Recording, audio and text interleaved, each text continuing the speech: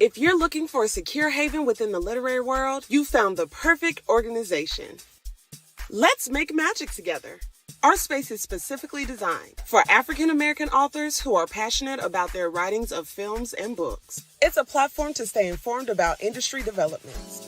And on Patreon, we'll share exclusive content, valuable resources, and engaging discussions and masterclasses on various subjects, ranging from film and publishing industry trends to wellness and business tips. So if you're ready to dive into this exciting community, become a member now. Welcome to our literary haven where creativity knows no bounds. Let's make magic together.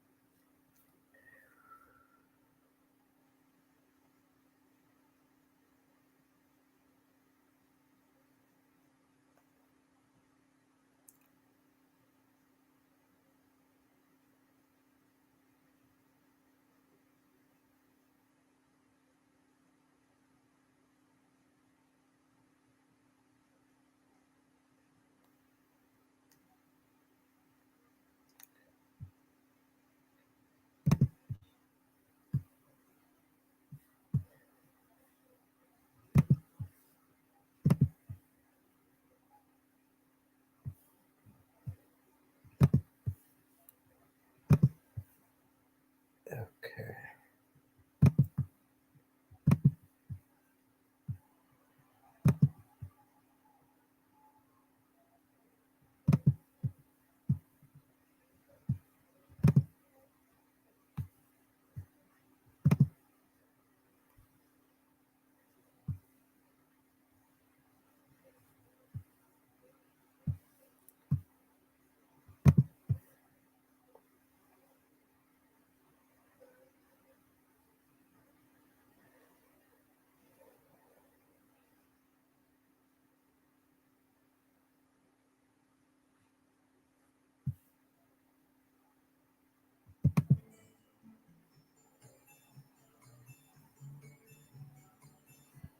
Magic together. Our space is specifically designed for African American authors who are passionate about their writings of films and books. It's a platform to stay informed about industry developments. And on Patreon, we'll share exclusive content, valuable resources, and engaging discussions and masterclasses on various subjects, ranging from film and publishing industry trends to wellness and business tips. So if you're ready to dive into this exciting community, become a member now. Welcome to our literary haven where creativity knows no bounds. Let's make magic together. Hello and welcome everyone to the Art of Storytelling. Super excited to have you here today. My name is Phoenix Williams.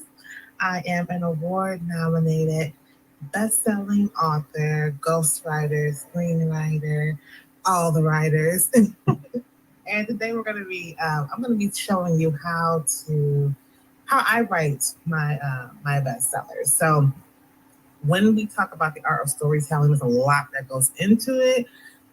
So we're going to break this down as simple as possible. We're going to start with the stasis hook, go to the call to action and adventure, turning point 1, the journey, rising action, turning point 2, climax, falling action, resolution setup. I'm going to give you a few things you should know, and then we'll be done. So before we get started, I am assuming most of you are familiar with this image. I know I am. When I was in like second grade and Miss Obadina put this on the board and I was like, okay guys, this is how we write and you're going to tell me what you did over the summer. And we have, it's like a hill, right? What they told us how to write stories in school was that it was like a hill. At the bottom of the hill is your exposition. The left portion going up is the rising action. At the very top is your climax. You have your following action going down, and at the bottom of the hill was the resolution, right? That was wrong, okay? The diagram is wrong. Instead of thinking of the plot structure like a hill, you need to think of it like a mountain with many, many cliffs. So we're going to get started with Stacy's Hook. This is the very beginning of your book. If you are a linear writer like myself, this is where you start the process. If you are a non-linear writer, then you can start pretty much anywhere in the book. But when we're talking about readers, this is the most important portion of the book because this is where they decide are they going to keep reading or they want to put the book down and try to get their money back. It's especially important when we're talking about ebooks and Kindle Unlimited because you get paid off of page turns. If people are not reading your full book, then you're not going to get as much money as you should. So you want to make sure this part of your book is strong. So what is it? Well, this portion of the book will be around several pages to 2 chapters, okay? We are showing your character's everyday life, that is your status, and then the hook is going to bring the reader in and force them to keep reading. So some tips. We want to avoid starting the book with your main character waking up. I know this is so tempting. Everybody does it. Stacy wakes up in the morning and she gets dressed and she eats and she leaves. But no, we don't need any of that. We can assume your character woke up because they're living. Okay, so we don't need to know any of that. Let's go ahead and drop the reader into the middle of a small conflict. Okay, that way we can show how your character behaves in their day-to-day life while hooking the reader in. When I say small conflict, I mean the conflict should pretty much be resolved by the end of your stasis hook. Okay, so if your stasis hook is 2 chapters long, whatever this little conflict is, it needs to be done by the end of those 2 chapters. It should not be something that that extends out into the entire book. Okay, that's not how a stasis hook goes. Next, we have call to action, adventure. This is the part that's going to set everything into motion. So this section should be about 1 to 4 chapters long. During this part of the book, your character is going to do something or something's going to happen that's going to set the story into motion.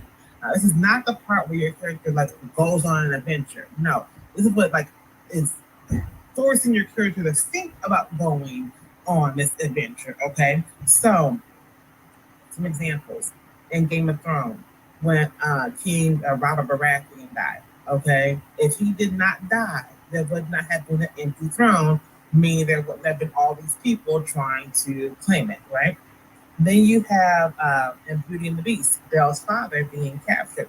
Had her father not been captured by the Beast, Belle would have never tried to go and save him. Okay, so it's a small thing that sets everything up. If you look at any story and you go from the end of the story all the way to the beginning, you will find a portion right after the stasis where something happens that if this little thing did not happen, nothing in the story would have happened. Okay, and that's how you want to think about it. So this one little thing did not happen, the rest of the story would not have happened. Okay.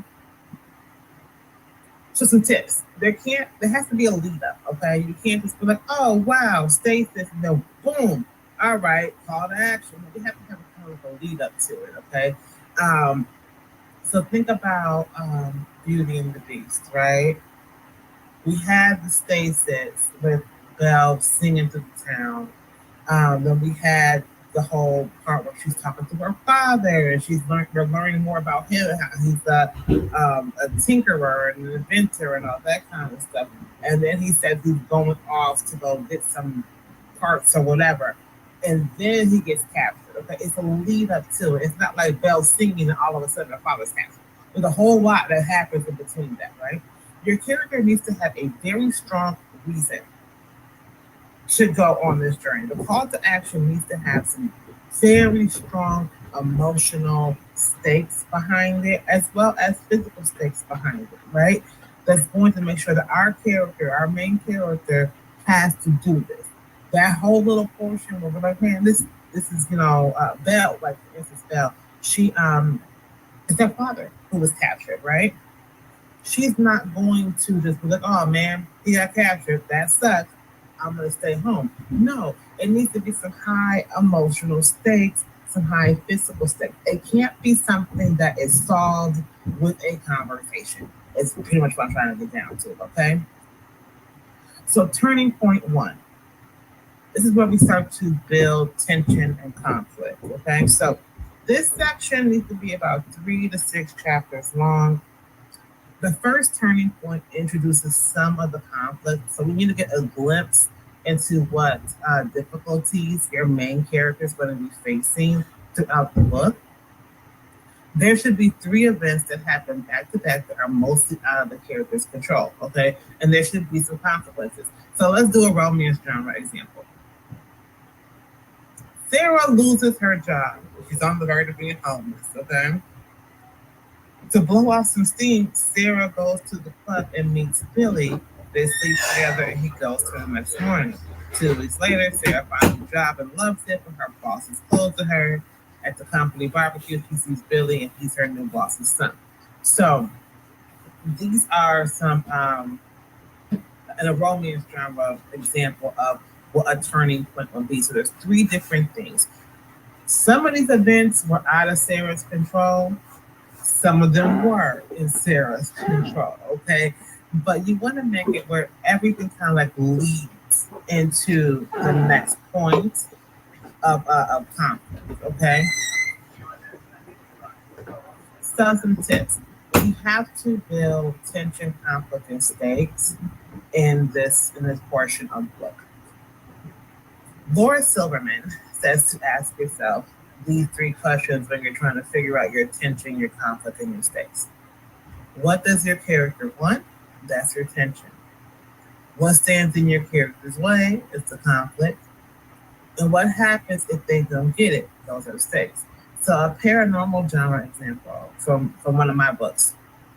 Dara wants her freedom and to find out why her grandmother is dead. But her parents stand in the way of both goals. And she'll die, and her grandmother's hometown will be destroyed if she does not get the freedom and the answer she seeks. All 3 of those things are the tension, conflict, and stake. Okay, so we put those all together. It's extremely important that we have all 3 of those things for several reasons. One, that's what builds a story. Okay, if you ever read a story and like it feels kind of flat, it feels like um, does it feel like juicy and does it feel like 3 dimensional? It's because we're missing one of those things.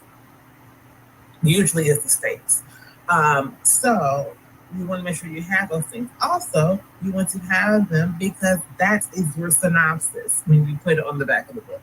This is what we put on the back of the book. Okay, you'll flesh it out, you'll make it meaty, but this is pretty much what the synopsis is your tension, conflict, and stakes. All right, so now we are on to the journey. And this is where the story truly begins. All right, so this section should be 2 to 4 chapters long. We don't want to make it too long, okay? And they should explain our character's new situation due to the consequences of the first turning point, okay? And your character's internal journey needs to start to shift. We have to see that they are growing, okay? So we've had several chapters of them going through some things. They cannot be the exact same person we met in chapter 4, but you will start to see a little bit of the growth, okay? So some tips. This is where we build the characterization. So you want to make your character feel super duper real.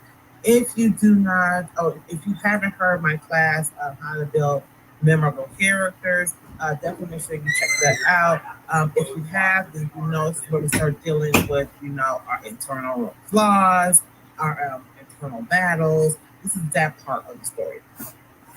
You want to show the shift in goals and mindset. And the journey is where we finally actually set out on the main path of the story. So in romance, this is where you start building the relationship. In mystery, here's where we start digging for clues. And in sci-fi, this is where we start before we go on the actual adventure. Rising action, the biggest part of the book. So this is the biggest part of the book. Okay, it's going to consist of three major conflicts. I find that it's easier to break it down into three. So you have your first, your second, and your third, and I would break those into internal and external conflicts. Right. So really, it's six conflicts. Uh, that sounds like a lot of conflicts, but they can be internal battles and external, okay? And everything needs to build on top of each other until we get to the climax. So move the plot forward. Be original with the twists and the turns. Explore your character's external, internal conflict. It's extremely important that your character has some internal conflict thrown in there as well, okay? Each conflict should have at least two possible outcomes, which is going to be extremely important when we get to the when we get to the next portion of this book. Raise the tension and the stakes, and you need to make your character suffer. All of these conflicts should not be something where your character is like, I can just have a conversation with them. Oh boy, it's all done. No, when we talk about books that feel not satisfying is because the conflict and the stakes were not high enough. The tension was not intense enough. And that's usually because everything can be solved with a simple conversation. That is not how you want your book to feel. Okay. So now we're at turning point two. We've got a decision to make. So based on it's going to be about 2 to 6 chapters long. Okay. So you want to have your biggest conflict, which is conflict number 3, from the rising action, had two possible outcomes, right? Your character now needs to make a choice, okay? There shouldn't be any 100% good outcome. So I told you with rising action, we need to make sure there's two possible outcomes. It's extremely important for turning point 2. Your third conflict needs to have two outcomes where it's forcing your character to make a choice between either one. Okay? There shouldn't be any 100% good outcome.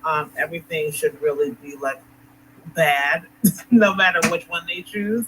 And you want to create events leading up to the decision. You can't just say, okay, we have rising action. Here's your choice that you have to make, and then we have one chapter in training point where we're like, okay, I'm going to go with door number 2. No, show us how they got there. This is the perfect time to show us some internal growth. Okay.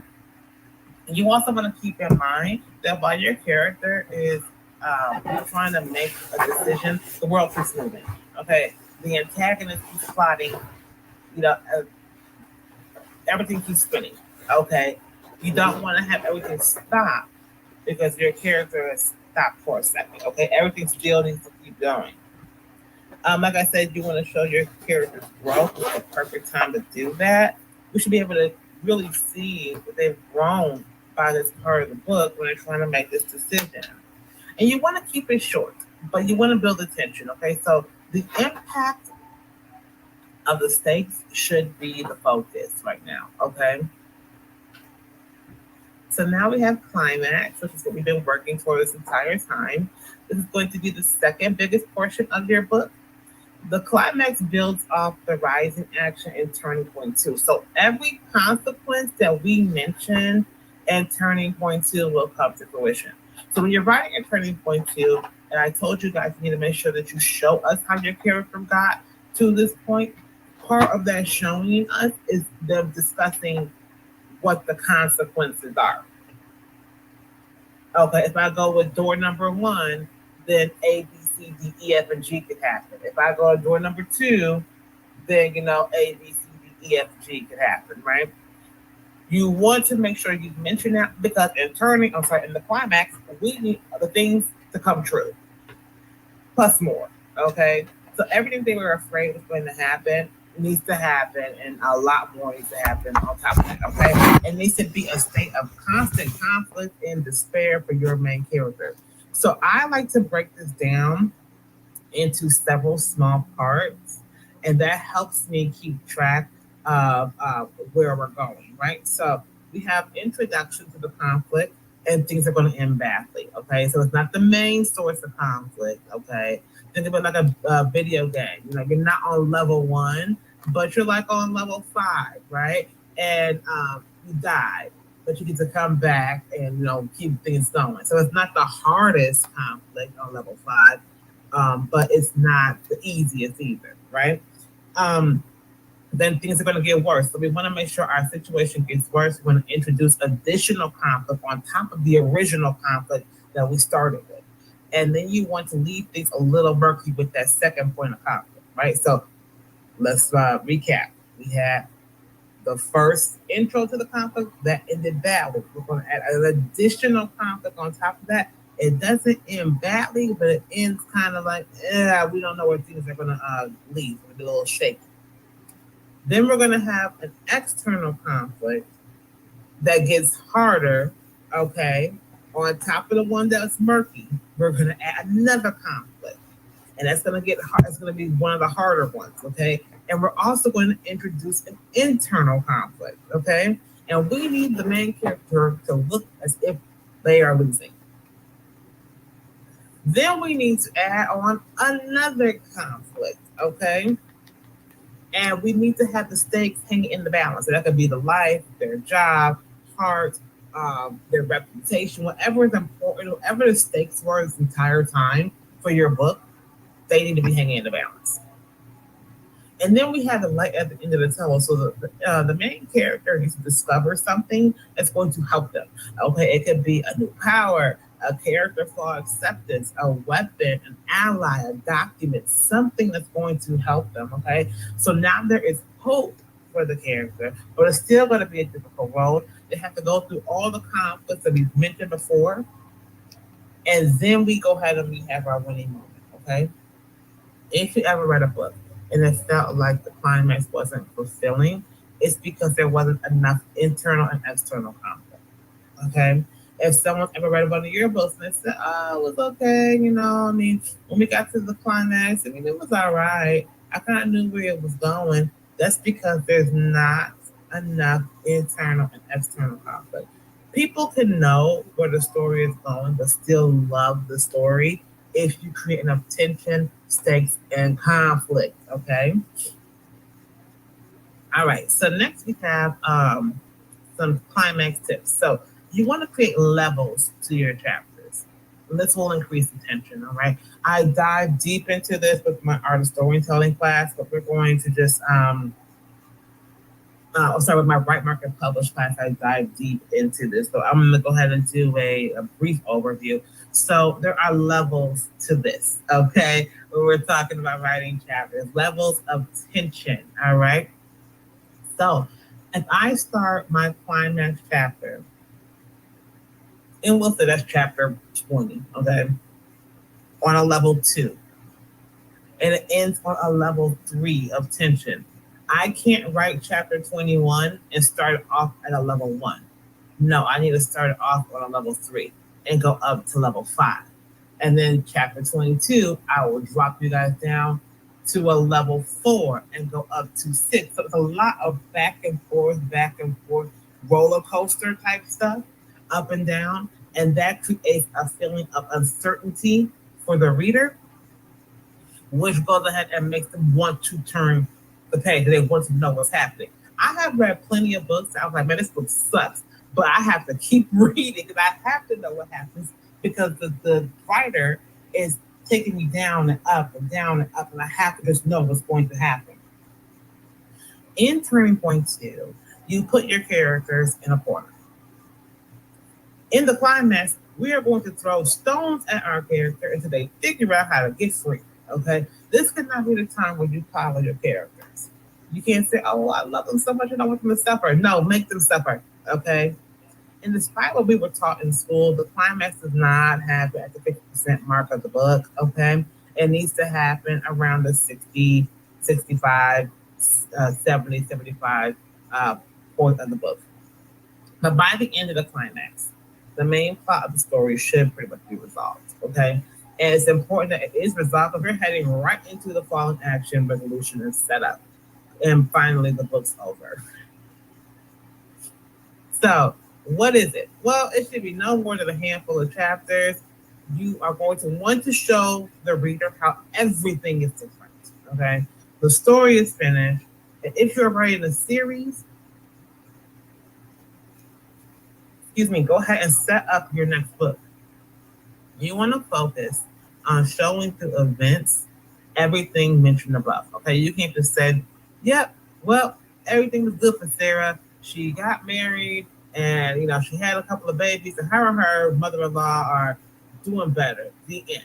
No, you want to show us that. Like, show me that, like through a birthday party or a housewarming or an anniversary party or a barbecue or something like that, so we can kind of see what that means. Some tips. Please keep it short. Nothing is worse than a prolonged ending. Double check for plot holes and tighten those up. You want to show instead of tell. If you start telling us, it's going to kill the ending. I have read plenty of books where it's like, oh, everything's so great. When we get to the end, I'm like, oh, okay, this sucks now because they rushed through it and told me what happened. Keep the movement at an all-time high while decreasing the tension from the climax. You want to gradually bring everything down so it feels like a normal progression instead of a huge shift for the reader. In books, just like in real life, not everything gets an answer, and that is okay. So, a few things you should know. When creating a series, each book should fall into the plot structure neatly. So, when the reader takes in the whole picture, they get a whole story. If you are writing a series and you need help with that, you don't know what I'm talking about when I say it should all fall into the plot structure, definitely keep your eye out for our Art of Series class because that right there will help you because there should be a plot for each book, but then an overall plot for the whole series. And it's important that each book falls on the plot line so we have several different stories and then one main story. All right. So keep an eye out for the Art of the Series class. Stakes, tension, and conflict will be the bread and butter of your book. Without those, the story is superficial. And characterization is super important, okay? You need to fully flesh out your characters so they feel real. There are three types of stories. We have character driven, where we're focusing on the inner transformation and conflict of our main character. We have plot driven, where we are focusing on the story as a whole. There's lots of twists and turns and quick decisions, okay? And then we have hybrid, which is what I like to write. It's an action-packed moving plot with characters that the reader can connect to. So creating a mix of internal and external conflict is going to result in a story with bestseller potential. That's just how that goes. People want a beautiful plot, but they also want a wonderful transformation. That's just how it is. So you need to create both. The more conflict the character faces, the more opportunities you have to show them growing. Perfection is boring, so please create messy, flawed characters. I see this a lot with romance and urban fiction. We have all these perfect people. Their only flaw is that they pick bad in their romantic, endeavors.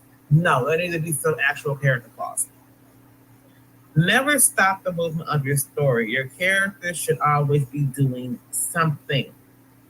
Showing versus telling is a hard lesson, but it's an important lesson. Though, if you want to make your book sellable, okay. Every chapter should have a beginning, middle, and end. And when I say end, I mean like it should be middle, pretty much like middle, beginning, cliffhanger until we get to the end of the book. Set the scene, create an experience for the reader. Please set the scene. So how do we do that? Well, we need to ask ourselves these following questions. Who's in it? What's happening? When's it taking place? Where is it set? How is it being shown? And most importantly, why should the reader care? If you could not answer number 6, the chapter does not need to be in the book. There are plenty of stories where you guys are putting in a bunch of fluff chapters because you want to meet some magical word count, but that decreases the enjoyment of the book for the reader. So you definitely want to use your 5 senses when you are writing. So what can my character see, feel, hear, taste, and smell? You want to put those in the scene, okay? and you want to show us those things. Don't tell us, show us. Movement is vital. Okay, so make sure it's always happening. In real life, no one stops what they're doing to deliver a monologue in the middle of a busy street. Your character shouldn't either, okay? So make sure your character is being realistic and actually moving when they are having these discussions. I read so many books where characters are trying, the writer's trying to get a point across. So they have their character stop in the middle of a sidewalk and get this big speech. If that was to happen in real life, you will get pushed to the side. You will get told to move up the flipping way. Okay, like it wouldn't be, this people moving around you while you give this monologue. No, people be filming you. Like, what are they doing? So you want to make sure that you are being realistic. Treat your secondary characters, and your antagonists like main characters because they do not know they are not the main character. Your secondary character and your antagonist are the main characters in their own stories, especially if you're going to be writing a series. You need to treat them like main characters. So give them motivations, give them flaws, give them internal conflicts so we can kind of glimpse in this story, okay? And that's pretty much it. So thank you so much for joining us. I hope you guys learned a lot. If you have any questions, please reach out to AAMBC and Delphi Legacy. In a world where creativity meets the digital age, one agency stands out from the rest. Welcome to Delphine Legacy Media. We are a team of passionate experts and creatives dedicated to elevating your brand to new heights. I learned so much today. It was really inspiring hearing everyone speak about all their different experiences and getting together like authors and screenwriters. And I learned a lot from this. Their creativity and expertise are second to none. But what sets us apart? We tailor our services to fit your unique needs. Whether you're an author, a business owner, or an artist, our services include interviews, media tours, book tours, and speaking engagements, all designed to put your brand in the spotlight. Are you an artist that seeks to obtain more media, headline your own book tour, or adapt a film? Or perhaps you need media training to best prepare yourself. Whatever it may be, we can manage it. Picture your brand in the limelight. Picture your brand in the limelight. Your vision realized. At Delphine Legacy Media, we're partners in your success. Ready to take your brand to the next level? Contact us today. Delphine Legacy Media, where creativity meets success.